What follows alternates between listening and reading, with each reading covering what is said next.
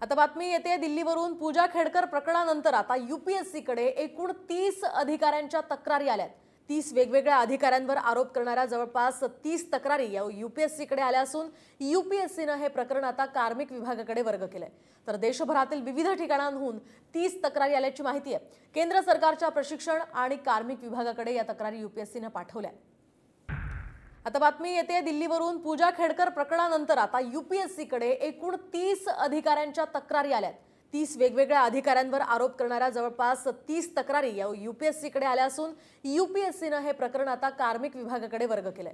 तर देशभरातील विविध ठिकाणांहून 30 तक्रारी आल्याची माहिती आहे। केंद्र सरकारच्या प्रशिक्षण आणि कार्मिक विभागाकडे या तक्रारी यूपीएससीने पाठवल्या।